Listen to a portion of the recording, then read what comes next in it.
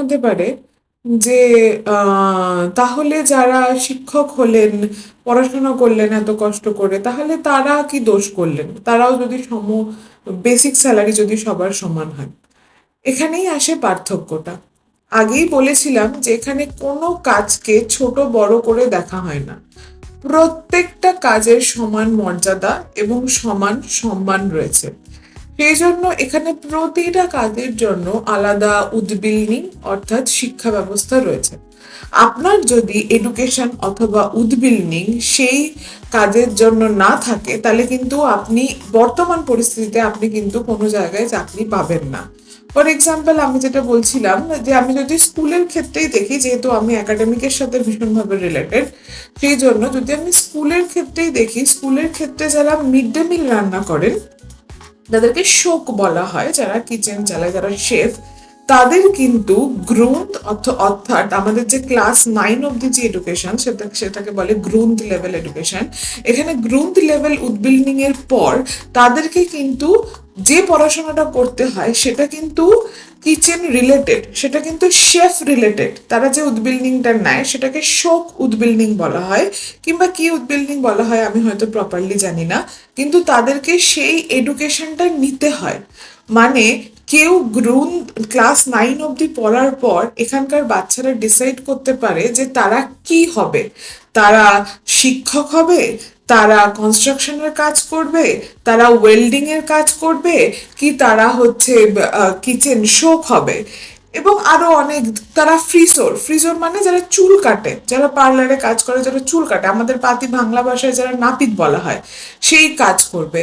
এটা তাদেরকে ডিসাইড করতে হবে, তাদেরকে ডিসিশন নিতে হবে, এবং সেই ডিসিশনের উপর বেস করে তারা ইমনাসিয়াম, যেটা ক্লাস 10 থেকে ক্লাস 12 আমাদের, সেই হিসাবে তারা শিক্ষা গ্রহণ করবে। আমাদের যেমন ক্লাস 10-এর পরে আমাদের যেমন ডিভিশন থাকে পড়াশোনার, যে আমরা পড়তে পারবো সায়েন্স, আর্টস, কমার্স, আমাদের এই ডিভিশনটাতেই সীমিত।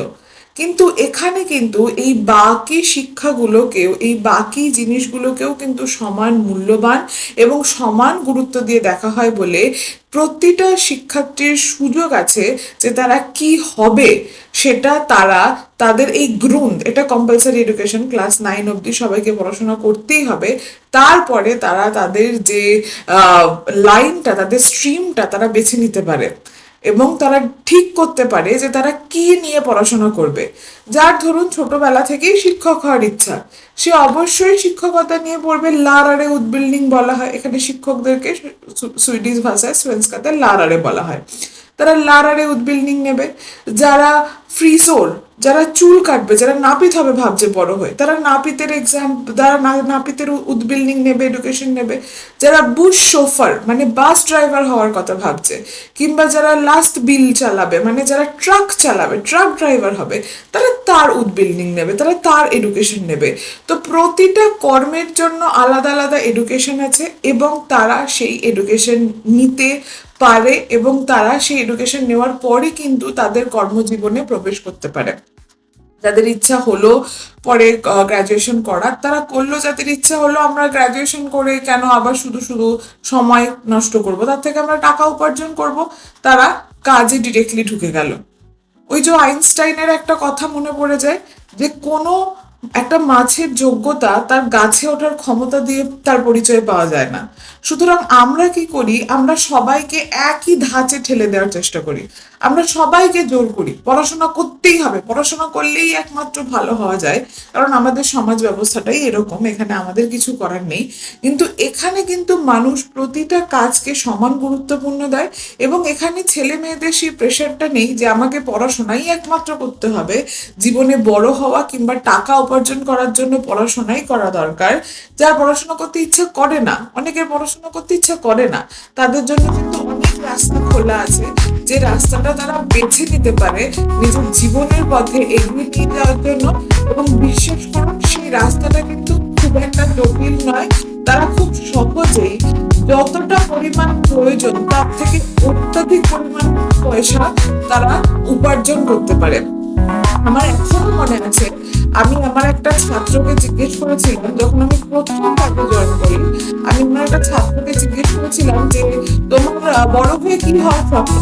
ও তখন আমাকে কি বলেছিল শুনে আমি একটু অবাক হয়েছিলাম, কারণ আমার মানসিকতায় তখন সেই ধরনের ভারতীয় সমাজ ব্যবস্থা রয়েছে।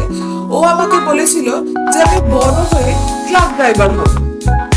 এবং আমার এটা এত ভালো লেগেছিল যে এখানে একটা বাচ্চা নিজের ক্ষমতা অনুযায়ী, নিজের শক্তি অনুযায়ী এগোনোর যে সুযোগ সেটা তার কাছে আছে। যে প্রত্যেকটা বাচ্চাকে একই ধাঁচে ফেলতে হবে, প্রত্যেকটা বাচ্চাকে একই ব্যবস্থার মধ্যে দিয়ে চলতে হবে, সেই যে জিনিসটা এখানে নেই। এবং প্রত্যেক বাচ্চার নিজের মধ্যে যে ট্যালেন্ট রয়েছে সেটাকে গ্রো করা, সেটাকে ডেভেলপ করার যে সুযোগ আছে, সেটা কিন্তু এইখানে এই সমাজ ব্যবস্থা থেকে খুব ভালোভাবে বোঝা যায়।